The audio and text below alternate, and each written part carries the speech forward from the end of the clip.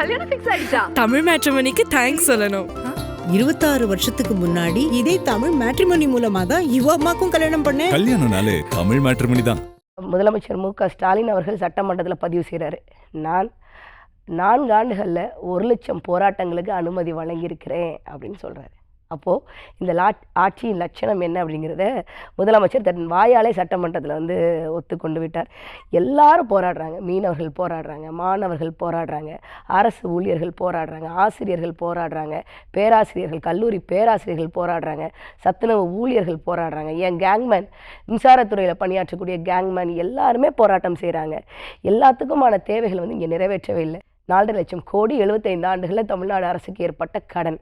இந்த 5 ஆண்டுகளில் ஐயா சொல்லக்கூடிய திராவிட மாடல் ஆட்சியில் 5 லட்சம் கோடி கடன். பொருளாதாரம் அப்படின்னா என்னன்னு தெரியாமல் எப்படி நிர்வாகம் செய்யணும் அப்படிங்கிறது தெரியாமல் இருக்குது.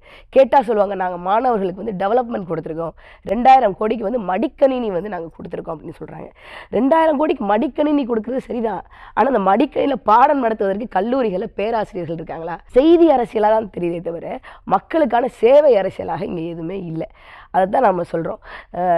இவங்க என்ன சொல்கிறாங்க அப்படின்னா, ஒரு கட்சி சொல்லுது நான் 1000 ரூபாய் கொடுத்தேன் அப்படின்னு சொல்லுது, பெண்களுக்கு 1000 ரூபாய் கொடுத்தேன் அப்படின்னு சொல்லுது. இன்னொரு கட்சி சொல்லுது நான் 2000 ரூபா கொடுக்க போகிறேன், கருணை தொகை வழங்க போகிறேன் அப்படின்லாம் சொல்கிறாங்க.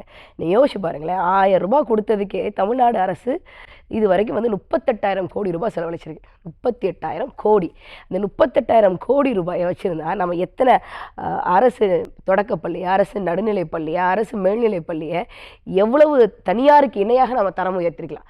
அரசு கல்லூரிகளை, கலை அறிவியல் கல்லூரிகளை, பொறியியல் கல்லூரிகளை, மருத்துவக் கல்லூரிகளை தரம் உயர்த்திருக்கலாம். திமுக சொல்லுது நாங்கள் பெண்களுக்கு விடியல் பயணம் கொடுத்தோம் அப்படின்னு சொல்லி. அதிமுக சொல்லுது நான் ஆண்களுக்கும் இலவச பயணம் கொடுப்பேன் அப்படின்னு சொல்லுது. இவங்க 2 பேரும் இப்படி மாறி மாறி சொல்லிக்கிட்டே இருந்தா என்ன ஆகும் அப்படின்னு நான் சொல்கிறேன் அப்படின்னா, ஒரு காலகட்டம் கழித்து ஒட்டுமொத்த அரசு போக்குவரத்து கழகம் இருக்குல்ல, தமிழ்நாடு அரசு போக்குவரத்து கழகத்தையே இலவசமாக யாருக்காவது கொடுத்துருவாங்கன்னு தோணுது. ஏன்னா 2018-19 காலகட்டத்தில் தமிழ்நாடு அரசு போக்குவரத்து கழகத்தினுடைய ஒட்டுமொத்த கடன் என்பது 24,000 கோடியாக இருந்தது. இந்த 5 ஆண்டுகள் கழித்து அந்த அரசு போக்குவரத்து கழகத்தினுடைய கடன் டபுள் மடங்காயிருச்சு, இரட்டிப்பாயிருச்சு. 50,000 கோடி தொடப்போகுது. எந்த பெண்கள் எனக்கு மாதம் 1000 ரூபாய் வேணும்னு கேட்டாங்க? எந்த பெண்கள் சாலை நின்று போராடினாங்களா? எனக்கு இலவச பயணம் வேணும்னு கேட்டாங்களா? இல்லை, யாரும் கேட்கல. முதல்ல பெண்களுக்கான பாதுகாப்பே இல்லைங்க இந்த நாட்டில். ஒரு ஆண்டுக்கு ஒட்டுமொத்தமாக தமிழ்நாடு முழுக்க நம்ம எடுத்துட்டோம் அப்படின்னா பாலியல் வன்கொடுமை சம்பவங்கள் 3,800 இருந்தது. ஐயா அவர்கள் ஆட்சிக்கு வந்தாங்க, அது டபுள் மடங்கு ஆக போகுது. ஓராண்டுக்கு 6,000 பாலியல் வன்கொடுமை சம்பவங்கள் நடக்குது. பெண்களுக்கான பாதுகாப்பே உறுதி செய்ய முடியல. நான் பெண்களுக்கான ஆட்சி தரப்போகிறேன் அப்படிங்கிறது எந்த வகையில் நியாயம்? தமிழ்நாட்டில் ஆண் வாக்காளர்களோட பெண் வாக்காளர்கள் அதிகமாக இருக்கிறாங்க. இது காரணம் என்ன அப்படின்னு நம்ம சொல்கிறோம் அப்படின்னா, பெண்கள் அதிகமாக இருக்கிறாங்க அப்படின்னா ஆண்களை எல்லாம் இவங்க டாஸ்மாக் கடையை திறந்து வச்சு கொண்டுட்டாங்க. அதில் பெண் வாக்காளர்களுடைய எண்ணிக்கை கிட்டத்தட்ட 20 லட்சத்துக்கு அதிகமாக இருக்குது. ஒட்டுமொத்தமாக நம்ம பார்க்கும்போது நம்ம டாஸ்மாக்கால தான் இருந்தாங்கன்றதுக்கு என்ன ஆதாரம்? ஆமாண்ணே, ட்ரிங்க் அண்ட் டிரைவரில் டிடி இந்த கேசஸில் மட்டும் இறந்து போனவர்களுடைய எண்ணிக்கை 1,00,000 பேருக்கு அதிகமாக இருக்கிறாங்க. அதில் பாதி பேர் குடிக்காமல் வந்தவர்கள், குடிச்சிட்டு வந்தவங்களால சாலை விபத்தில் பாதிக்கப்பட்டவர்கள். கல்லீரல் செத்து போய், ஈரல் செத்து போய், கிட்னி செத்து போய் எத்தனை பேர் இறக்குறாங்க? 1,00,000 பேருக்கு மேலே இறக்குறாங்க. திமுக தீய சக்தி. அப்போ திமுகவுக்கு மாற்று அதிமுகவை பார்க்கலாமா? எங்கே இருக்கிறாங்க? 5 ஆண்டுகளில் ஒரு காலத்தில் அம்மையார் ஜெயலலிதா சொன்னாங்க, கண்ணு கெட்டிய தூரம் வரை எனக்கு எதிரிகளே இல்லை அப்படின்னாங்க. இந்த 5 ஆண்டுகளில் தமிழ்நாட்டின் போராட்டங்களில் பரந்தூர் விமான நிலையமாக இருக்கட்டும், கன்னியாகுமரி கனிம வள கொள்ளைக்கு எதிரான போராட்டங்களாக இருக்கட்டும், மக்கள் போராட்டங்களில் கட்சி எங்கே? எதிர்கட்சி தன்னுடைய கடமை சரியாக செய்திருக்குதா? இல்லை அப்படின்னு நான் சொல்லுவேன். இன்னொரு கட்சி புதிய சக்தி வந்திருக்காங்க, புதிய வரவுன்னு சொன்னீங்க. அது ஃபர்பிடன் பார்ட்டி இன் தமிழ்நாடு பாலிடிக்ஸ். மக்கள் ஒரு மாற்றத்துக்கு அணிமயமாகி வர்றாங்க.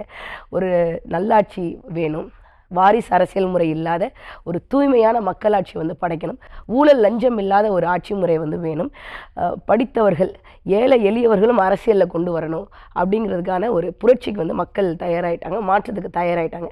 அதனால் 2026 சட்டமன்ற தேர்தல் களம் நாம் தமிழர் கட்சிக்கு சாதகமாகி கொண்டு வருகிறது அப்படிங்கிறத நான் 2 கேள்வி இருக்கு உங்கள்கிட்ட. அது வளர்ச்சி திட்டங்களே வேணாம்னு நினைக்கிறீங்களா?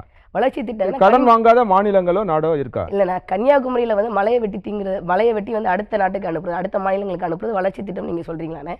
தமிழ்நாட்டில் இல்ல உற்பத்தி இப்ப நீங்க செய்யக்கூடிய சில 80 சில விழுக்காடு திட்டங்களை எம்சாண்ட் குறிப்பிட்டு இருக்குல்ல. சொன்னீங்க இல்லையா? விடியல் பயணமா இருக்கட்டும், பெண்களுக்கு கொடுக்குற அது வளர்ச்சி உரிமை திட்டம். தொகையா இது இருக்கட்டும். வந்து ஒரு அடுத்த 5 ஆண்டுகளுக்கு நான் இந்த அரசியல் இருப்பேனான்னு யோசிக்கிறீங்க. நாங்க என்ன யோசிக்கிறோம் அப்படின்னா, அடுத்த 100 ஆண்டுகளுக்கு என் நாட்டை கட்டமைக்கணும்னு யோசிக்கிறேன். தமிழ்நாட்டில் உற்பத்தி செய்யக்கூடிய 80 விழுக்காடு எம்சாண்ட் கேரளாவுக்கு வந்து கொண்டு போகப்படுது. இது வளர்ச்சி கிடையாதுண்ணே. தமிழ் மேட்ரிமோனிக்கு தேங்க்ஸ் சொல்லணும். 26 வருஷத்துக்கு முன்னாடி இதே தமிழ் மேட்ரிமோனி மூலமா தான் இவ அம்மாக்கும் கல்யாணம் பண்ணேன். கல்யாணம்னாலே தமிழ் மேட்ரிமோனி தான்.